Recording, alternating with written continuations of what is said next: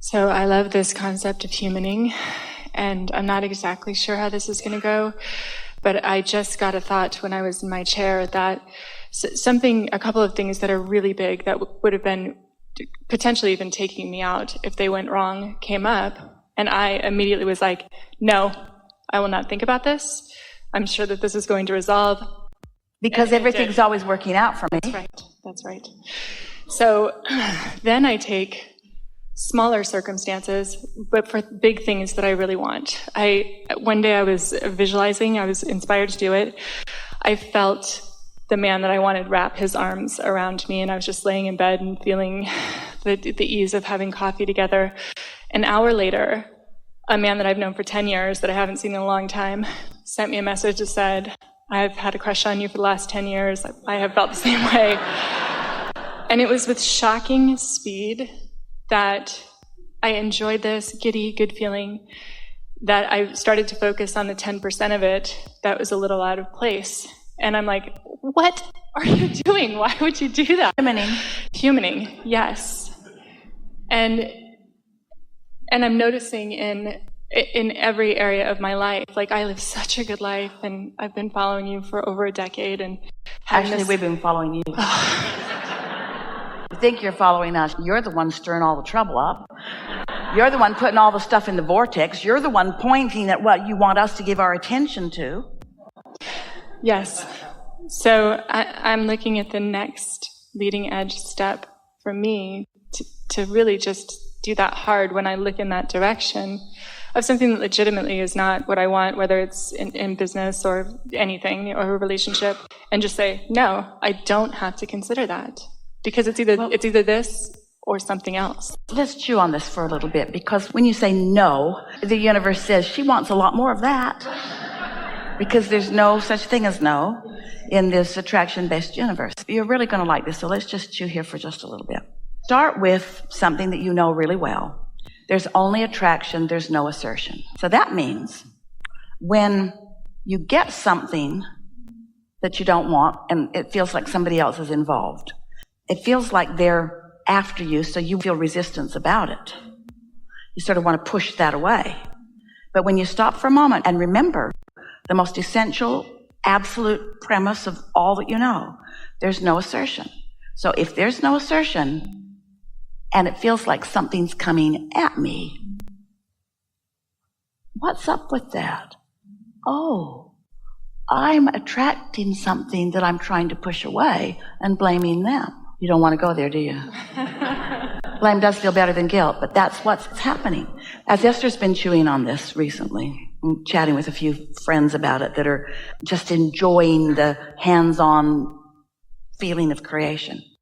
She remembered an analogy that we offered years ago about, imagine your garden hose is out there in the dirt of the garden, and it's been raining, and some dirt, soil, is washed up into the hose. But when you open your valve and let some water flow, it all washes right out. It all washes right out. And it doesn't have to be a fire hose kind of pressure to wash it out. It just has to be gentle.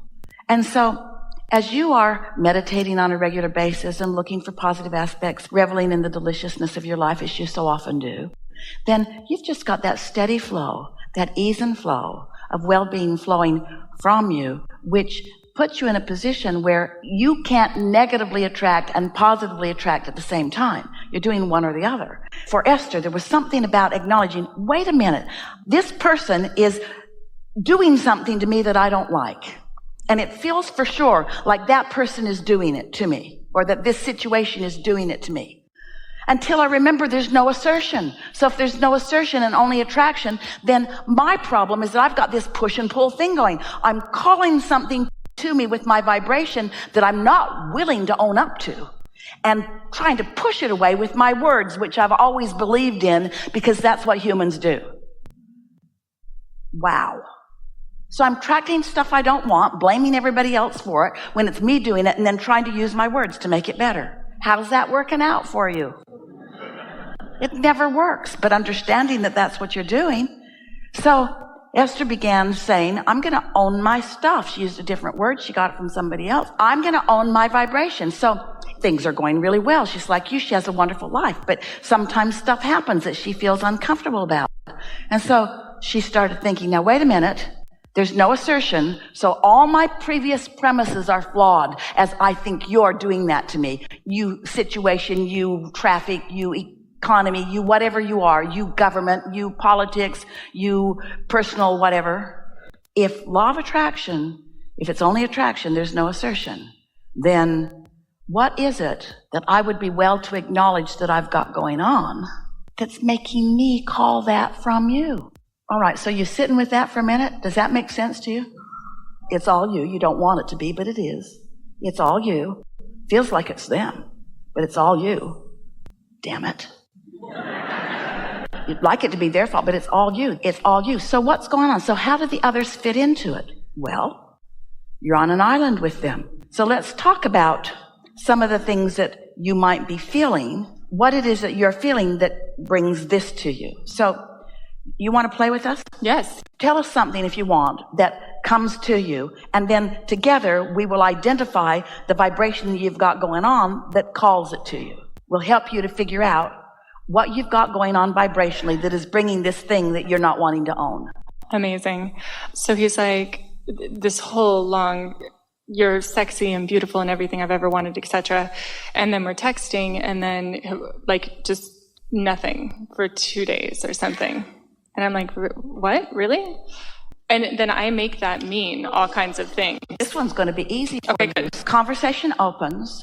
That moment when you were lying in bed in complete non-resistance, and for the first time in a while, completely lined up with what you put in your vortex.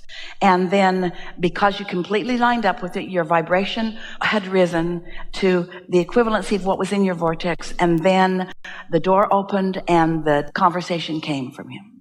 When you got what you wanted, we're saying it was attraction from under the influence of source. When you got what you didn't want, we're saying it's attraction. So for a moment you were open to what felt good, but then what happened? What happened is something didn't happen. So let's talk about, you're able to see the cause and effect of lying in bed, feeling aligned, and you saw the effect of that. Now, don't you want to acknowledge the cause and effect of your point of attraction for the other? So don't you want to own what's going on in your vibration? What is that? Well, I've had this before where it felt good in the beginning and then it doesn't feel good, and I don't know if I want to go down that road again. Those are the physical words that describe that vibration. What if there's someone even better? What if this is 90% really, really good and 10% What if there's 99% really good? What if this isn't who I want? Doubts are starting to come because you're focused upon this cosmos of the vibrational. So what are you offering vibrationally? Insecurity. What are you offering vibrationally? Give us the emotional words. Insecurity was how it felt. Insecurity. Uncertain. Not unworthy, uncertain. Too much. It's not my choice solely.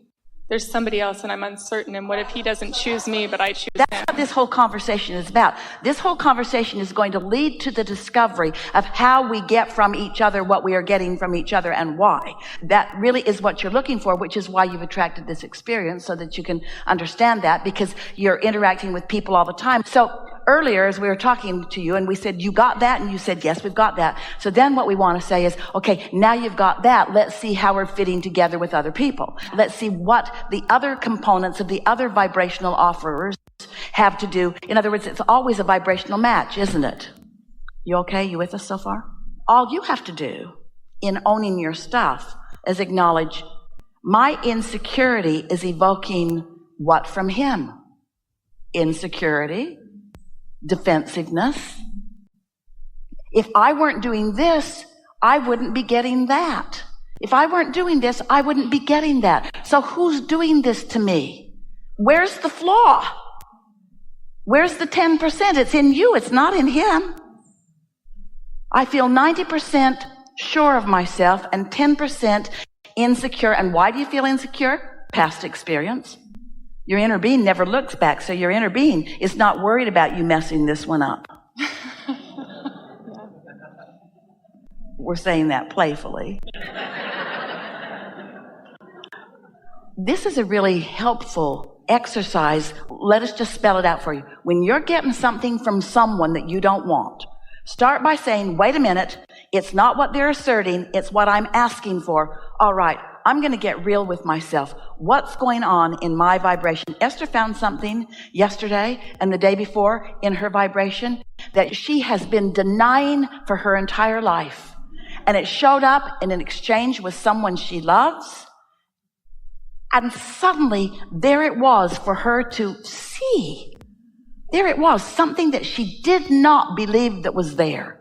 An old thought that she used to think a long time ago that's still right there. And because it's there, the other person isn't even acting on a conscious basis often. Law of attraction's just got hold of them because you're running the show with your vibration completely. So what you want to say to each and every one of them is, I'm so glad to meet you. You're going to behave exactly as I create you to do. And they're going to say, wait a minute, don't I have free will? Not in my world. Let's clean that up. Of course they have free will, but most people are offering very sloppy vibrations. So when you start slopping up your vibration, then you start getting stuff that you don't want to get, and then you start looking for a different person. But you're going to find it everywhere you go if that's something that's still active in your vibration. Before we move on to the remedy, let's torture each other a little longer here. Because our friend earlier was talking about vibrational or emotional paradoxes. And we say there aren't any emotional paradoxes. Because what you've got going on vibrationally is going to be matched with precision. So if you're getting something, it's coming to you as a precise match of something that you're offering. So if you're getting something that you don't want, then you've got a vibration that you want to adjust.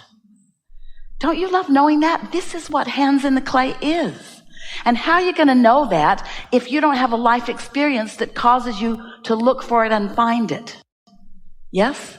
Because your inner being is not going to assert that knowledge into your experience. You've got to ask for it. You've got to attract it. Play with this a little bit, if you will. Let's identify some other emotions that don't feel good. And then let's talk about vibrational matches, emotional matches, and maybe circumstantial matches. Sure. About the insecurity, but like a lack of, just like the I'm not doing it right, a lack of abundance or a lack of knowingness. Find an emotional word for that. I feel ineffective. Someone said it earlier and you didn't want to hear it. Unworthy. It's not unworthy. It's more like incapable. Incapable? Yeah. I don't know what to do. I'm doing it wrong. I know what to do, but I am clearly not doing it. Otherwise, what I would want would be coming. I'm doing it wrong. What's the emotion that comes with I'm doing it wrong? Guilt? Shame, anger. Yeah. Guilt's the deepest one. Guilt. What are some perfect harmonic, emotional, vibrational matches to guilt? Blame. Mm-hmm. Oh, yes. Defensiveness. Yes. But the thing that we want you to hear is that when you feel guilty, you attract blame and then you feel defensive. So you're defending against your own emanation of vibration. Sounds exhausting. But it isn't, because once you get a handle, it sounds exhausting, but we're going to give you two options. You can figure this out, which we're going to do in the next few minutes, or you can train the whole damn billions of people on the planet how to respond to you. Let's go ahead and figure it out. You can start printing the pamphlets now. Here's what I need from each and every one of you. Here's my picture. When you see me coming, these are the things I need from you. Start with your personal family. That'll go well. These are the things that I need from you. Then branch out to your friends. You've got no choice. If you want to deliberately create your own experience, you got to acknowledge what you're doing vibrationally, which means what you're doing with your thoughts that is causing you to attract unwanted. That's it. That's not difficult. That's easy.